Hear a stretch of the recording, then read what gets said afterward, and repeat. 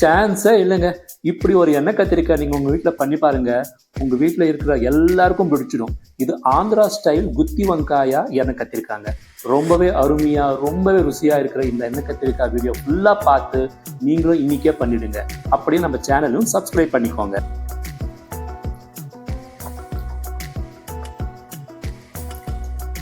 ஆஹா, அருமை! ரொம்ப அருமையாக இருக்கு, ரொம்ப டேஸ்டியாக இருக்கு, சூப்பர் டக்கராக இருக்கு.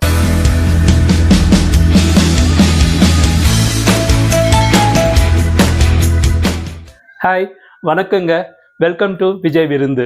இன்னைக்கு விஜய் விருந்துல நீங்க ஒரு அருமையான வாய்க்கு ருசியான சூப்பர் டூப்பரான எண்ணெய் கத்திரிக்காய் எப்படி பண்ணணுங்கிறது பார்த்து கத்துக்க போறீங்க. இது சாதாரண எண்ணெய் கத்திரிக்காய் இல்லைங்க. ஆந்திரா தெலுங்கானா செய்யற ஸ்டைல்ல பண்ண போற ஒரு எண்ணெய் கத்திரிக்காய். ரொம்ப சிம்பிளா பண்ணலாம். எல்லா இன்கிரீடியன்ஸ் ரெடியா வச்சுக்கோங்களேன், ஃபட்டன் பண்ணிடலாம். எப்படி பண்ணுங்கிறது பார்த்துலாம் வாங்க. வீடியோ போறதுக்கு முன்னாடி சேனலை சப்ஸ்கிரைப் பண்ணிக்கோங்க. ஸ்டவ் மேலே கடாய் வச்சுட்டு நம்ம ஒவ்வொரு இன்கிரீடியன்ஸும் ட்ரை ரோஸ்ட் பண்ணணும். என்னென்ன இன்கிரீடியன்ஸ் ட்ரை ரோஸ்ட் பண்ணுங்கிறது நீங்கள் பார்த்து கவனமாக நோட் பண்ணிக்கோங்க. 1 டேபிள் ஸ்பூன் வேர்க்கடலை நம்ம ஃபஸ்ட்டு ட்ரை ரோஸ்ட் பண்ணலாங்க.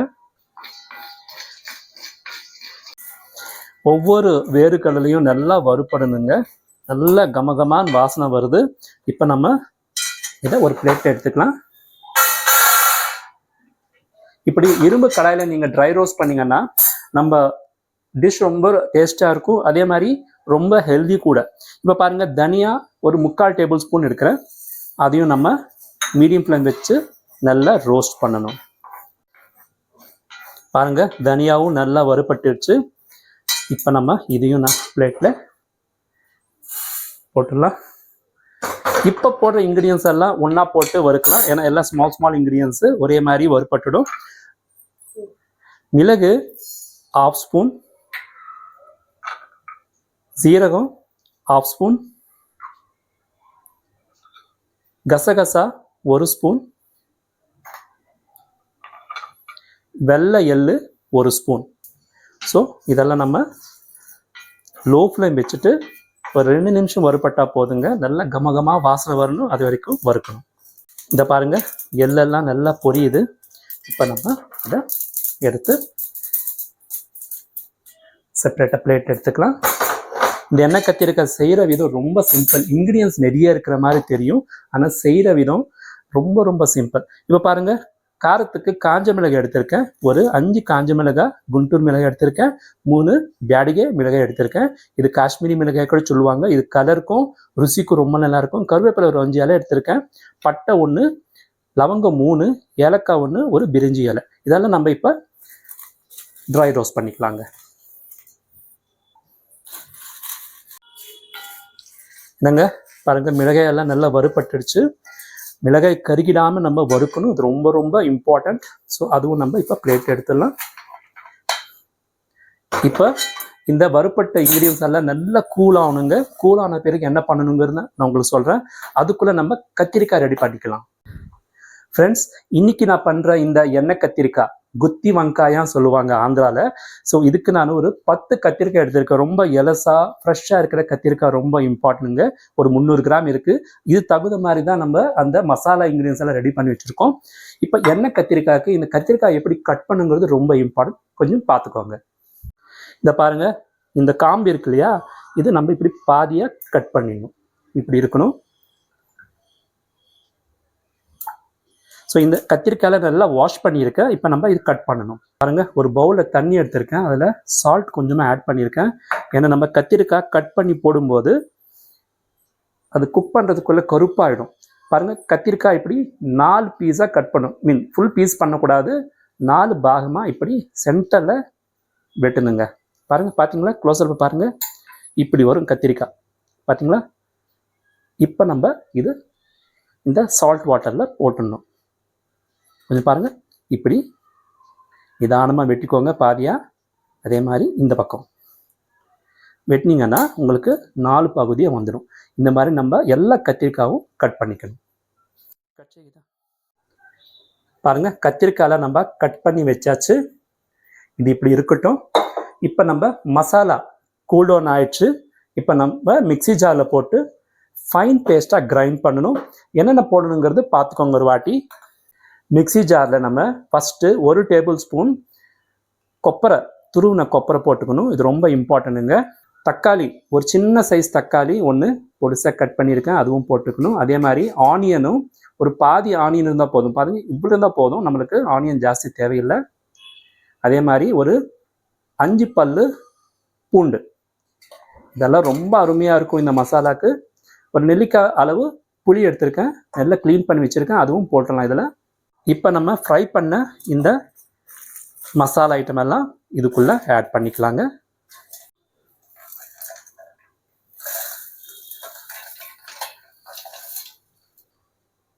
மஞ்சள் தூள் ஒரு 1/2 ஸ்பூன் போட்டுக்கோங்க. ருசிக்கு தகுந்த மாதிரி உப்பு ஆட் பண்ணிக்கணும். கொத்தமல்லி கொஞ்சமாக போட்டுக்கோங்க. இப்போ நம்ம வாட்டர் இல்லாமல் ஃபஸ்ட்டு கிரைண்ட் பண்ணணும். இது கொஞ்சம் கிரைண்ட் பண்ண பிறகு வாட்டர் போட்டு ஃபைன் பேஸ்ட்டாக கிரைண்ட் பண்ணணும். வாட்டர் கொஞ்சமாக தான் போடணும், அதிகமாக போடக்கூடாது. பேஸ்ட் வந்து திக்காக இருக்கணும், அந்த மாதிரி பார்த்துக்கோங்க. பாருங்க, ஸோ இந்த மாதிரி கிரைண்ட் ஆன பிறகு நம்ம தண்ணி ஒரு 1/2 கிளாஸ் போதுங்க, ஜாஸ்தி போட வேண்டாம். போட்டுட்டு மறுபடியும் நம்ம இது ஃபைன் பேஸ்ட்டாக கிரைண்ட் பண்ணணுங்க.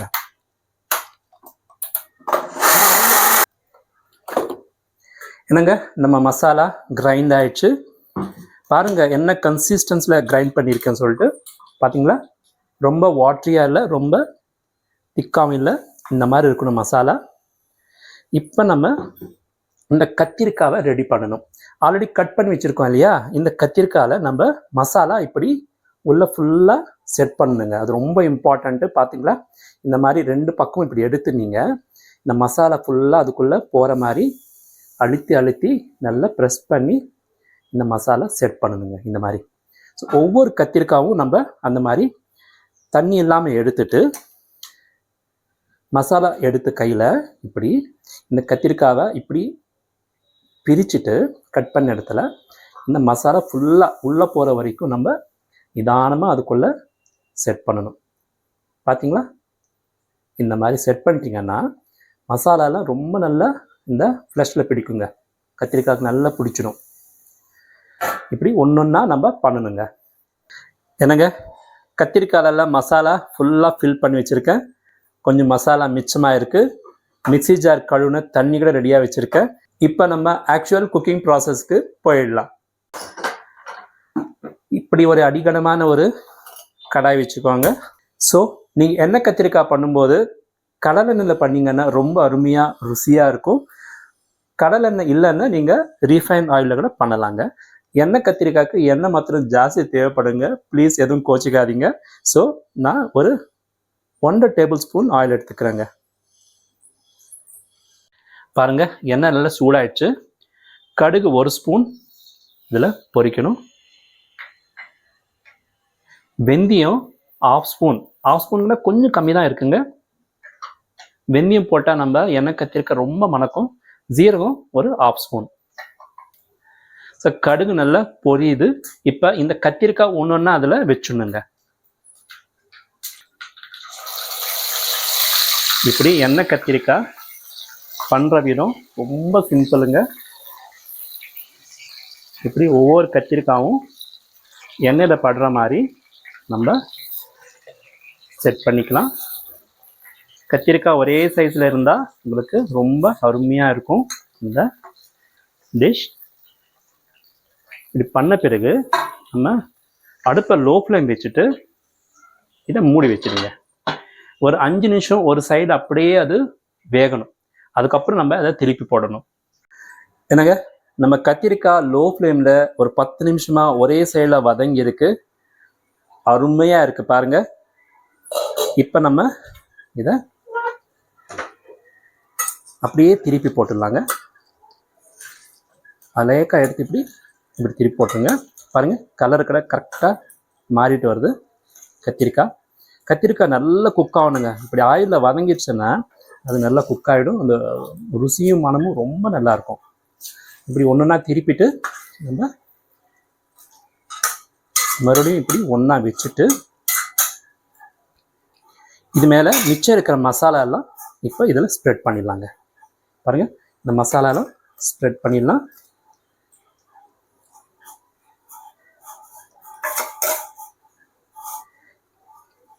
இப்போ மறுபடியும் மூடி வச்சிடலாம். இப்போ இந்த தண்ணி போடக்கூடாது, அது இன்னும் எண்ணெயில் நல்லா வதங்கணும். இங்கே இண்டக்ஷன் ஸ்டவ்வில் நம்ம ரைஸ் குக் ஆகுது, இங்கே கத்திரிக்காய் ரெடி ஆகுது. ஸோ மறுபடியும் ஒரு 10 நிமிஷம் நல்லா இது வதங்கணுங்க. என்னங்க, ஒரு 10 நிமிஷமாக மறுபடியும் நம்ம நல்லா எண்ணெய் கத்திரிக்காய் வதக்கியிருக்கோம். எப்படி இருக்கு பார்க்கலாம். வா, சூப்பராக இருக்குது பாருங்க. அப்படியே கம கமான்னு வாசனை வருது, எண்ணெய்லாம் வெளியே வந்திருக்கு பார்த்தீங்களா.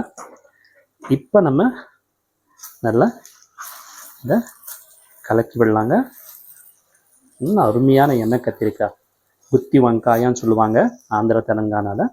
இப்போ நம்ம இந்த தண்ணியை ஆட் பண்ணிக்கலாம். உங்களுக்கு எண்ணெய் கத்திரிக்காய் எந்த கன்சிஸ்டன்சி வேணுமோ அந்த அளவுக்கு தண்ணி நீங்கள் ஊற்றிக்கலாங்க. ரொம்ப அதிகமாக வேண்டாம், அப்புறம் குழம்பாயிடும். ஸோ எண்ணெய் கத்திரிக்காய் கொஞ்சம் திக்காக இருக்கணும், அப்போ தான் நல்லாயிருக்கும். இந்த எண்ணெய் கத்திரிக்காய் ஒயிட் ரைஸ்க்கு, சப்பாத்திக்கு, பூரிக்கு, பொங்கலுக்கு தொட்டுக்கிறது ரொம்ப நல்லா இருக்குங்க. அப்படியே கேர்ட் ரைஸில் கூட சாப்பிடலாம் தொட்டுட்டு, சூப்பராக இருக்கும் பாருங்கள். நல்லா கலக்கி விட்டுட்டு இப்போ நல்லா நம்ம குக் பண்ணணும். இதை கத்திரிக்காய் நல்லா வதங்கிடுச்சு, நல்லா குக் ஆகணும் இப்போ நம்ம மசாலா. ஓகே, சரி, நல்லா இப்படி நல்லா சேர்த்து வச்சு நம்ம மூடிட்டு மீடியம் ஃப்ளேம் வச்சுட்டு இன்னொரு 10-15 நிமிஷம் குக் பண்ணணுங்க. அப்பப்போ கலக்கிட்டே இருக்கணும், ஏன்னா அடி பிடிச்சிடும். ஸோ கலந்துட்டு நம்ம இதை குக் பண்ணணும். என்னங்க, ஆல்மோஸ்ட் நம்ம எண்ணெய் கத்திரிக்காய் குத்தி வங்காயா ரெடி ஆயிடுச்சு. சூப்பராக இருக்கு பாருங்க. எண்ணெய் எல்லாம் அப்படியே விட்டு இருக்கு, கத்திரிக்காயும் நல்லா குக் ஆயிருக்கு பாருங்க, எவ்வளோ சாஃப்டாக இருக்கு. இந்த மாதிரி ஆகணுங்க. கன்சிஸ்டன்சி பாருங்க, கரெக்டாக இருக்கு. ரொம்ப திக்காக இல்லை, ரொம்ப வாட்ரியாக இல்லை, கிரேவி மாதிரி இருக்கு. ஸோ கத்திரிக்காயெல்லாம் நல்லா வதங்கியிருக்கு. இப்படி இருக்கணும் எண்ணெய் கத்திரிக்காய். இந்த மாதிரி ஒரு எண்ணெய் கத்திரிக்காய் நீங்கள் வீட்டில் பண்ணுங்க, மறுபடியும் பண்ணுங்க அப்படின்னு கேட்பாங்க வீட்டில். ரொம்ப அருமையான எண்ணெய் கத்திரிக்காய் இந்த விஜய் விருந்து சமையலில் ரெடி ஆச்சு. இப்போ நம்ம ஸ்டவ் ஆஃப் பண்ணிவிட்டு இது மேலே கொத்தமல்லி தூவிடலாம்.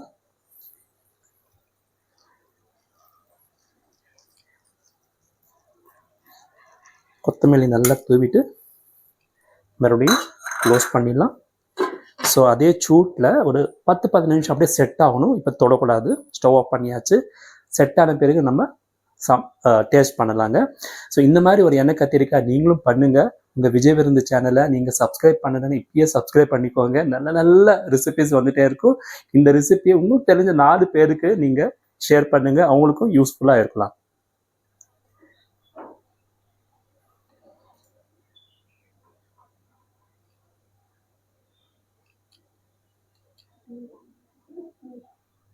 என்னங்க, குத்தி வங்காயா எண்ணெய் கத்திரிக்காய் டேஸ்ட் எப்படி இருக்குது சொல்லிடுறேன். நான் ரைஸோட போட்டு சாப்பிட போகிறேன், ஆனால் உங்களுக்காக இப்படியே டேஸ்ட் பண்ணி சொல்லிடுறேன்.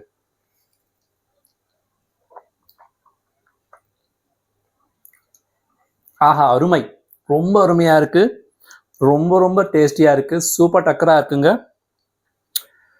வீடியோ உங்களுக்கு பிடிச்சிருந்தா இப்பயே ஒரு லைக் பண்ணுங்கள். உங்களுக்கு யாருக்கெல்லாம் கத்திரிக்காய் பிடிக்கும் அப்படின்னு கமெண்ட்டும் கொடுங்க. இன்னொரு அற்புதமான ரெசிபியோட உங்கள் முன் வரும் வரை உங்களிடமிருந்து விடைபெறுவது கேமராமேன் கீதாவோட உங்களுடைய விஜய். வாழ்க வளமுடன்.